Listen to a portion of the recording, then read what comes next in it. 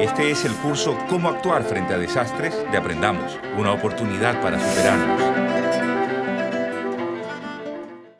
Hola, bienvenidos a un nuevo capítulo del curso Cómo actuar frente a desastres de Aprendamos, una oportunidad para superarnos. Hoy vamos a tratar dos temas en nuestro programa, las inundaciones y las sequías, calamidades que afectan continuamente a amplios sectores del Ecuador y que nos exigen estar preparados. Aprendamos, una oportunidad para superarnos. Las inundaciones están entre los desastres más frecuentes en invierno y con más fuerza durante el fenómeno del Niño. Se trata de un evento natural que deja temporalmente bajo el agua amplios territorios. Podemos distinguir dos tipos de inundaciones. Las de desarrollo lento, es decir, cuando el agua toma algunos días en desbordarse de sus cauces, y las inundaciones repentinas, que ocurren en contados minutos, generalmente por lluvias intensas en la parte alta de la cuenca. Una zona que presenta frecuentes inundaciones en temporada invernal es Salitre, en la provincia del Guayas. Para allá fue Alberto y nuestro equipo de realización. ¿Cuál es la situación en Salitre, Alberto? ¿Qué tal? ¿Cómo estás? Y mira, estoy ahorita en el río Los Tintos. Este río sirve como división entre Salitre y Daule, ¿te puedes imaginar? Y mira, como puedes observar aquí, solo tras unos pocos días de lluvia, el nivel del agua ya casi llega al puente. Puedes observar eso, ¿no? Impresionante. Esto aquí causa inundaciones y eso vamos a ver en el capítulo de hoy.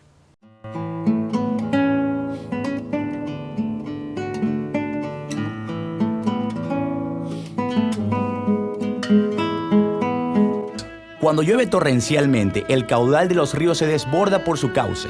Los terrenos planos y bajos se inundan, especialmente aquellos cercanos a las orillas. Hay inundaciones que suelen demorar algunos días, y eso da tiempo para protegerse. Pero hay otras que ocurren en contados minutos, por lo general cuando se producen lluvias fuertes en las partes altas de las cuencas hidrográficas. ¿Y qué es una cuenca hidrográfica? Observemos la hoja de un árbol.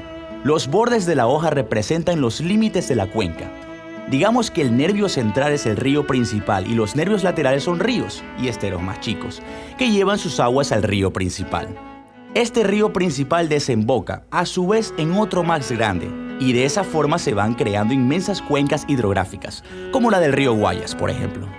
Es peligroso construir casas al nivel del río, o peor aún, más abajo del nivel del agua, ya que el agua, cuando hay inundación, se les puede ingresar en su hogar.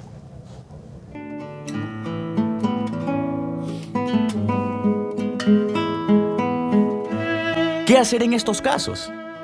Hay que vigilar la subida del caudal en la época lluviosa y sobre todo tomar medidas de prevención, como plantar árboles y arbustos de rápido crecimiento en las orillas. Si toca evacuar hay que tener elegido un lugar alto, más seguro para llevar a la familia. Y en general es mejor no construir casas en sitios bajos. Pero si no tiene otra opción, construya la casa sobre pilares, como fueron siempre en el campo costeño.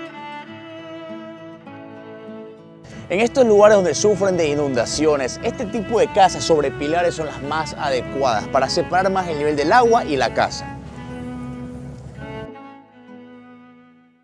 Hoy nos encontramos en el recinto Santa Margarita de la Parroquia General Bernaza. Okay. Bueno, va a haber una muestra de todo lo que ha ocurrido aquí y con este mensaje queremos hacer conciencia a la gente que no debemos invertir el dinero construyendo casas a la orilla del río porque son zonas de alto riesgo. El agua viene, se lleva cultivos, se lleva animales, se lleva las casas, los enseres. Todos los años ocurren diferentes eventualidades en diferentes recintos. Claro. Porque la gente también construye muros sin una proyección técnica y eso hace que el muro no tenga un desfogue y el agua trepa. Claro, bueno, pero veo personas que ya están tomando algunas medidas de cambio, como veo estas fundas, por ejemplo, para proteger la erosión, supongo. ¿Nos puede explicar para qué sirven estas fundas? Hubo una ruptura, entonces los moradores de aquí del recinto han decidido protegerlo con plástico para la fuerza de la corriente que no destruya el muro y hacerlo rústicamente, aunque este no es lo adecuado, pero ellos tratan de prevenir los riesgos. El muro es donde estamos parados en este momento, sí. Y el muro sumado al plástico contrarresta el agua para que no termine de desgastar el muro y no llegue a las casas. Es bueno que los vecinos de cada comunidad echen una mirada a los canales de riego para ver en qué estado están, limpien desagües, afirmen los bordes del río en lugares poblados donde podría causar perjuicios. Cuando la inundación pasa hay que recorrer la vivienda para ver los daños y repararla. Será muy útil organizar una minga con los vecinos para abrir salidas al agua estancada y de esa forma evitar plagas de mosquitos, transmisores del dengue y el paludismo. Por lo general, una inundación contamina el agua, de manera que en estos casos hay que hervir siempre el agua que vamos a consumir. Las inundaciones temporales que se producen en el Ecuador, en la costa del Ecuador, y aún más con las predicciones de cambio climático que van a ser más frecuentes y también más violentas, necesitan obligatoriamente que los campesinos, que las comunidades rurales, que habitan en las poblaciones pequeñas, que están con un nivel muy deficiente de altura sobre el nivel del mar, vuelvan a la tradición, es decir, casas elevadas. No hay más solución, no se puede, o transferirse a lugares altos donde no llegue la inundación, cosa que es bastante difícil.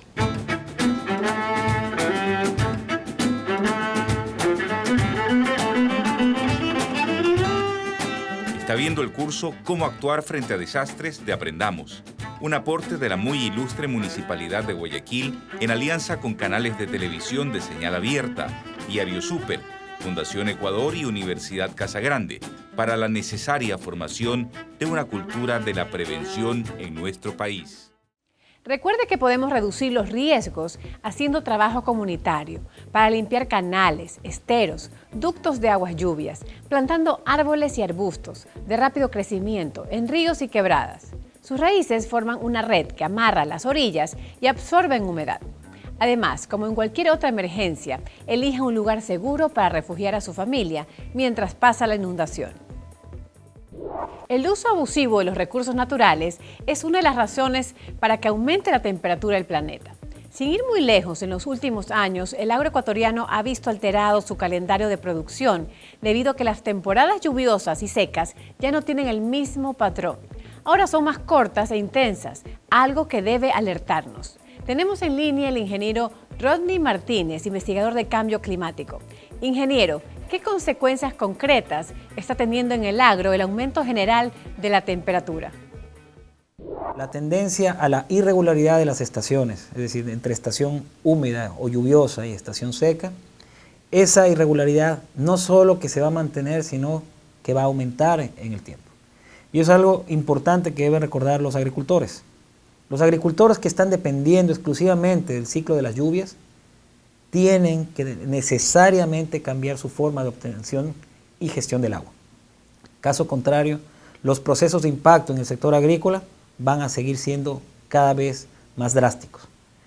Entonces, ese inicio de estación de lluvia, o ese término de estación de lluvia, o la forma como se va desarrollando la estación invernal, va a ser cada vez más irregular. Por un lado. Por otro lado, la distribución de la lluvia a lo largo de la estación invernal también va a cambiar. Entonces vamos a tener cada vez más frecuencia de lluvias intensas y de corta duración, que pueden generar alto impacto en el sector agrícola, inundaciones, pérdidas de propiedad e inclusive amenazar a la vida humana. Estos eventos extremos van a seguir siendo frecuentes y van a seguir siendo alternados con periodos en cambio de receso de lluvias o veranillos. Si antes teníamos 1 o 2 veranillos por estación, hay mucha posibilidad de que tengamos más veranillos por estación y de que estos veranillos sean más prolongados. ¿Y cuál sería la forma más adecuada para manejar esta situación? Entonces, eso implica que el sector agrícola y la comunidad en general tienen que prepararse para almacenar el agua que le permita seguir en su actividad durante estos periodos de receso. Aprendamos, una oportunidad para superarnos. Durante la época de lluvias, en especial después de una inundación, el entorno se convierte en caldo de cultivo para diferentes enfermedades, básicamente por la proliferación de insectos, especialmente mosquitos, que propagan la malaria y el dengue. También son comunes las diarreas y las afecciones a la piel. Una vez más, la prevención es la clave.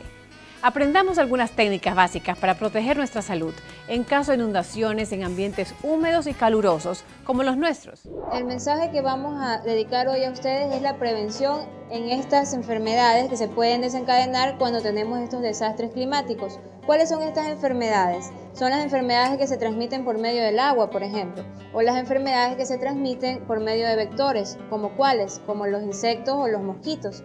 Hablemos específicamente de las enfermedades que son transmitidas por el agua. ¿Cuáles? El cólera, la salmonelosis, la tifoidea. ¿Qué es lo que debemos hacer para prevenirlas? En toda enfermedad, lo principal y vital es la prevención, porque una vez que ya estamos enfermos, pues ya solamente nos queda tratar la enfermedad. ¿Cómo van a prevenir a ustedes estas enfermedades que se transmiten por el agua? Pues en primer lugar, con un manejo adecuado del agua. Es importante que se ingiera un agua segura. Es importante para todos los habitantes de la familia, desde los más pequeñitos, que son nuestros niños, hasta los más adultos. ¿Cuál es el agua segura? Es aquella agua que ya ha sido sometida a procesos de potabilización. Lo ideal sería que cada uno de nosotros tuviéramos en nuestras casas unas reservas de agua. ¿Por qué? Porque estamos viendo que podrían ocurrir estos fenómenos. Entonces lo ideal es que ustedes guarden agua segura, pomas, botellones de agua, ¿sí? Si ya no la tienen y estamos ya en la presencia del desastre, pues tratar de que el agua que tengamos sea lo más accesible y lo más segura para el consumo humano. En este caso, con el cloro, por ejemplo, la puede usted hacer segura, o hirviendo el agua, que es una de las formas más baratas que tiene. También en esta época de desastre es necesario que usted tenga, si no tiene una cocina, aunque sea una hornilla eléctrica donde usted pueda hacer sus alimentos seguros, ¿sí? Otra forma importante de prevenir las enfermedades que se transmiten por el agua es con el adecuado aseo de las manos de la persona que va a manipular los alimentos que va a ingerir esa familia. Aunque ustedes no lo crean, el simple hecho de que haya un adecuado aseo de sus manos va a salvarlos de muchas enfermedades. Y si usted se salva de las enfermedades, su familia se salva de las enfermedades, estamos ayudando a que en la comunidad haya menos enfermedad, pero tenemos que ser conscientes nosotros de que hay que empezar primero por nuestra casa y por nuestro hogar. Recordar también la importancia que tiene, por favor, que los alimentos estén bien cocidos, bien cocinados. De esa manera usted está eliminando virus y bacterias que pueden venir en esos alimentos. ¿Cómo se podría prevenir la diarrea, una infección estomacal? ¿Cómo usted evita que se produzca esta enfermedad? Teniendo un adecuado manejo de los alimentos. Pero ¿qué hacer si ya pasó y si ya el paciente, sea un niño, sea un adulto, tiene diarrea? Pues entonces lo principal es la hidratación. ¿Cómo usted va a hidratar a ese paciente? Recuerde usted que cada vez que ese paciente, sea niño o adulto, tenga una pérdida de líquido, sea por una diarrea o por un vómito, debe ser repuesto. En el caso de una epidemia que estamos así, que no tenemos cómo hacerlo, no tenemos el suero oral, pero tenemos agua pura, que ya les indiqué cómo almacenarla en sus casas. Lo adecuado es que usted reponga, si es un paciente hasta un año, pues va a reponer 1 onza por cada vez que el paciente pierde en diarreas o en vómitos. Si ya tiene más de 1 año a 5 años, va a reponer 3 onzas cada vez que hace una deposición o un vómito. Y si ya el paciente tiene más de 5 años, pues repondrá de 4, 5, 6 onzas de acuerdo a la edad de ese paciente. Y recordar también que un paciente que está con diarreas no quiere decir que porque tenga diarreas vamos a dejar de alimentarlo. Si es un lactante menor, por ejemplo, aquel niño que tiene menos de 1 año, no se le debe suspender la lactancia materna, debe seguir lactando a ese paciente. No por el hecho de tener diarreas tiene que suspenderle la comida. La alimentación debe ser la adecuada dentro de las posibilidades, pero nunca se suspende la alimentación en un paciente con diarreas. Y lo vital es la hidratación. Si usted tiene un paciente con diarreas y lo tiene bien hidratado, ese paciente saldrá adelante. Si usted tiene un paciente con diarreas y no lo hidrata, pues ese paciente tendrá muy malos resultados. Aprendamos, una oportunidad para superarnos. El fenómeno inverso a las lluvias torrenciales e inundaciones que por lo general nos trae el fenómeno del niño o la niña es la sequía. Algunos sectores del país tienen que enfrentar casos críticos de sequía que por lógica afectan muy fuertemente a la agricultura y la ganadería. Frente a la escasez de lluvias se deben tomar medidas para acumular agua, tanto para el consumo humano como para el consumo animal e incluso para regadíos en pequeña escala. La sequía nos recuerda de forma dramática que debemos proteger las fuentes de agua. Nuestro equipo se fue a balsar en la provincia del Guayas y en momentos de fuerte sequía en esa zona. Alberto, cuéntanos cómo está la situación por allá por la falta de lluvia. ¿Qué tal, Jimena? ¿Cómo estás? Mira, estamos en este momento en el pueblo de Balsar. Este aquí es un pueblo que se basa en la agricultura. Aquí atrás mío tengo el río Balsar, lleva el mismo nombre. Y toda esta área en este momento está sufriendo por sequías, así que vamos a conversar con algunos agricultores para que nos den un poco más información del tema. Síguenos.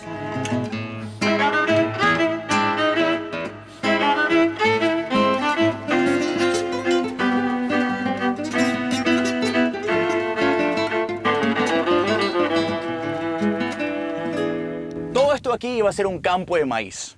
¿Y por qué digo iba? Porque como pueden observar, hasta aquí llegó el crecimiento de la matita. Todo esto aquí fue el producto de la sequía.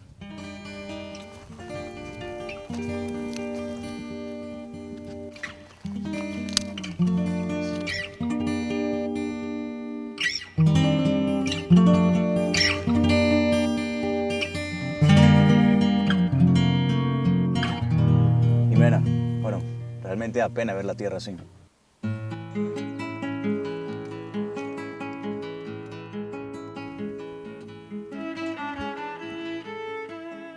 Mire, como usted acaba de ver, mi jefe, por la falta del agua, la falta de las lluvias, yo sembré todo esto por aquí sembré. Pero así como usted ve, la planta se ha quedado chiquita por falta del agua, por falta de la lluvia, no tenemos cómo regar. Y eso es todo, ya se acabó el invierno, se acabó todo. Tiene un mes que no llueve. Mire cómo está la planta. Ya se muere, ya no produce nada. Ya lo único, la solución que se puede tomar es regar. Como usted acaba de ver el río cerca, compró una bomba, unos cuantos metros de manguera y regar. O hacer un pozo profundo, un pozo con broca o un pozo con mano. Y sacar agua y regar de ahí, por entre medias. Lo que pasa es que en este año se viene el invierno un poquito adelantado. Por aquí ya estaba lloviendo, al 10 de diciembre ya estaba lloviendo. Y nadie se percató de sembrar en esa época, porque no es hora de sembrar, no es hora del invierno. Nosotros estamos enseñados a sembrar los primeros días de enero. Esta sequía es demasiado. Soles que arden, que parece que lo queman a uno. Hasta las hojas de las plantas mismo se ven quemadas. Y no llueve para nada. Por esto que tenemos aquí atrás es una albarrada. ¿Qué es una albarrada? Es un método que usan los agricultores para guardar, para almacenar agua de lluvia. Entonces, cuando hay momentos de sequía, esto aquí lo pueden utilizar para sus necesidades de agricultura o de ganadería. Y esto aquí, que viene a ser como una reserva, hasta esto está sufriendo en momentos de sequía, así como pueden observar.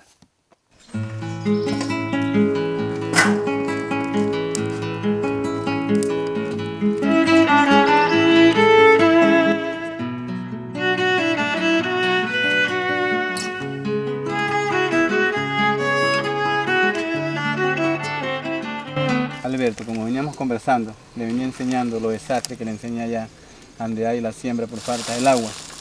Pero ahorita aquí, miren, estamos aquí en este momento. Es la bendición porque tenemos el río al lado de esto. No, así veo, don Eduardo, totalmente el contraste, ¿no? Acabamos de ver el sembrío de maíz totalmente pasmado, seco, deprimente. Y en cambio aquí vemos este sembrío está creciendo, pronto estará listo para el consumo y está tan cerca del agua. Es importante, ¿no? El agua, cómo cambia todo. Es una bendición. Lo es, una bendición. Y imagino que es el contraste y una tragedia para ustedes como agricultores cuando les falta el agua, porque ya podemos observar las dos caras de la moneda. Estamos posiblemente a eso viendo. Mire, también hay bastante árboles aquí sembrados y sería propenso de seguir sembrando más árboles. Exacto. Como es la caña aguaduda, que esa caña como que absorbe el agua y mantiene la tierra húmeda. Entonces sembrando esa planta que es la caña aguaduda, que no sé si usted la conozco, la ayudo a nombrarla. Claro, esa caña aguaduda es con la que construyen muchas casas de caña, así, ¿verdad? Es como un tipo de bambú. Exactamente la misma. Sí. Perfecto. Sí, entonces eso puede ayudar a mantener la humedad bajo la tierra. Bajo la tierra. Muchas gracias, don Eduardo, por su perspectiva. Alberto, por aquí tenemos un punto de vista directamente desde un agricultor. Jimena, paso al estudio. Aprendamos. ¿Cómo actuar frente a desastres? Nuevo curso de Aprendamos. Inscríbase en el Centro Tutorial Ciudadela Kennedy, Avenida San Jorge, número 100 y calle Segunda Este, en la Biblioteca Municipal y en los Centros de Atención Municipal Integral CAMI de su sector. Aprendamos, una oportunidad para superarnos.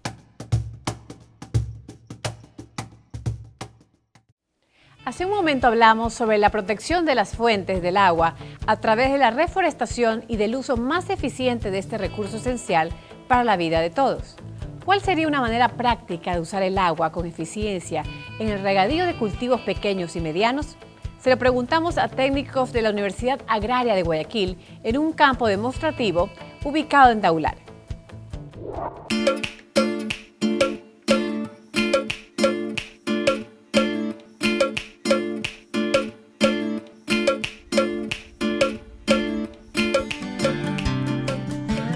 Una de estas tecnologías es el riego por goteo, pero el riego por goteo donde no necesito una bomba que esté funcionando constantemente.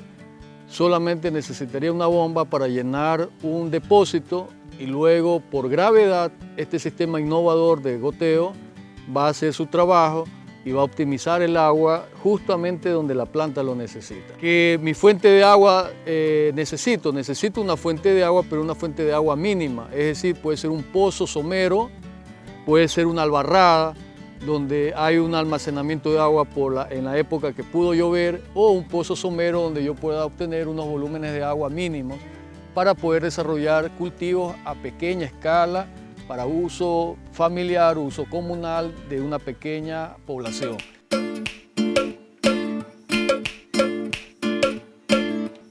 Lo que tenemos acá es un sistema de riego familiar. Este riego es muy útil para hacer un uso más eficiente del agua. Y es un sistema bien sencillo y muy fácil de operar. Como podemos apreciar, necesitamos una altura que puede ser mínimo de 1,50 m hasta 2 metros. ¿Ya? Los componentes del sistema. El componente del sistema tenemos un tanque o un reservorio. Este puede ser de 50 litros, de 100 litros, hasta de 1000 litros para áreas un poco más grandes. ¿Ya? Este sistema, con este reservorio, podemos regar hasta 250 metros cuadrados. Podemos hacerlo funcionar. En este momento ya acabo de abrir la llave y podemos apreciar que ya está funcionando el gotero, ¿no? Está cayendo el agua. Otro método de riego que puede hacer uso del pequeño agricultor, y especialmente para regar frutales, árboles frutales, y en este caso como el cultivo de cacao, es el riego por microaspersión. El riego por microaspersión ya me da un volumen de agua mayor que el riego por goteo, y aquí yo ya necesito prácticamente usar un tipo de aspersores, de microaspersores que me den un diámetro, un humedecimiento que me cubran por lo menos 2 hileras de cultivos, como en este caso el cacao.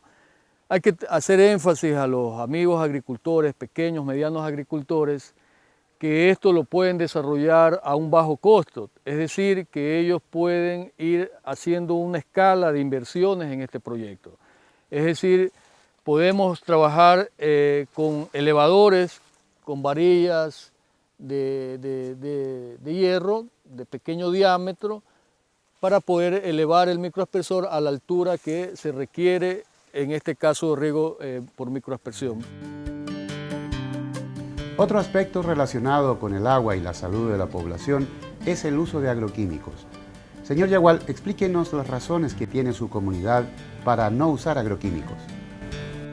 Nosotros hemos sido sembradores de tomate hace muchos años y nosotros mismos nos dábamos cuenta de los problemas que ya estábamos causando, entre ellos niños deformes, que las señoras que iban a ayudar a alzar los tomates, a tutorear, tenían problemas, ¿no? Entonces iniciamos un cambio, con el cambio de mentalidad. Entonces nos hemos capacitado en tratar de día a día ir eliminando los agroquímicos, para lo cual lo estamos haciendo con capacitación, como les dije anteriormente, aprendiendo nuevas técnicas, entre ellos las costumbres de manejar los elementos, los recursos que se encuentran aquí. La cuestión, nosotros sembramos ají tabasco y con el ají tabasco hacemos repelentes, con lo cual siquiera un 50%, un 70% de los insectos se alejan un poco a la aplicación del ají, que es un elemento que no causa ninguna toxicidad, ¿no? Entonces estamos en un proceso de aprendizaje que cada día nos va dando resultados, estamos bajando la toxicidad porque no causaría ningún impacto manejar agroforestación, querer defender el ecosistema cuando aplicamos una bomba de elementos tóxicos que toda la vida han causado un daño. Y ese es otro llamado a los compañeros agricultores, cambiemos. Nosotros simplemente le llamamos al cambio, nosotros no somos un ejemplo, simplemente tratamos de cambiar y todos tenemos derecho a tratar de cambiar. Entonces, vamos cambiando, empecemos a cambiar, día a día eliminar los elementos tóxicos, los elementos químicos y empezar un proceso de utilizar nuestros propios recursos, los recursos que tenemos a la mano, los recursos naturales, que todos tenemos y con ellos podemos elaborar los mejores productos del mundo, los elementos sanos y producir sano para que no nos perjudiquen ni a nosotros, los productores, ni a los consumidores. Están viendo el curso Cómo actuar frente a desastres de Aprendamos.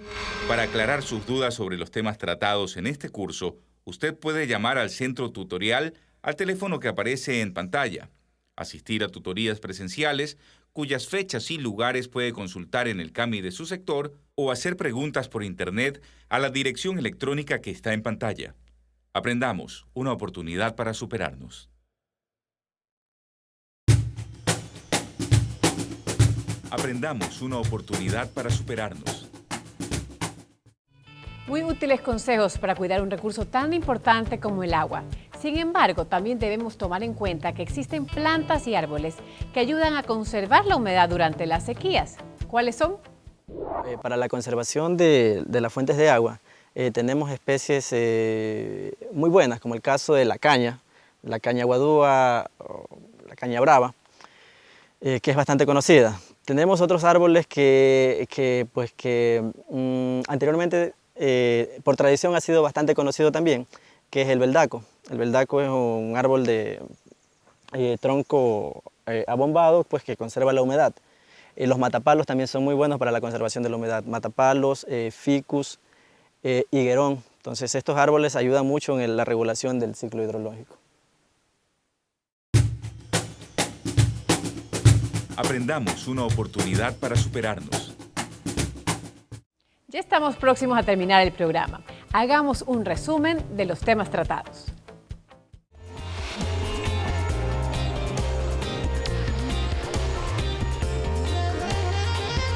En el programa de hoy tratamos el tema inundaciones, qué son, cómo atenuar sus impactos, qué tipo de arquitectura es la más apropiada para las zonas bajas, inundables de nuestra costa.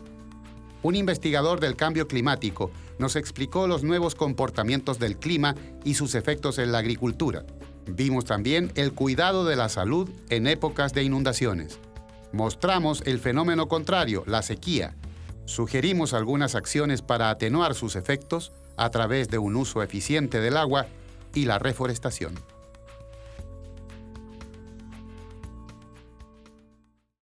Y eso es todo por hoy. Revise por favor el capítulo número 5 del libro y complete los cuestionarios correspondientes a este tema.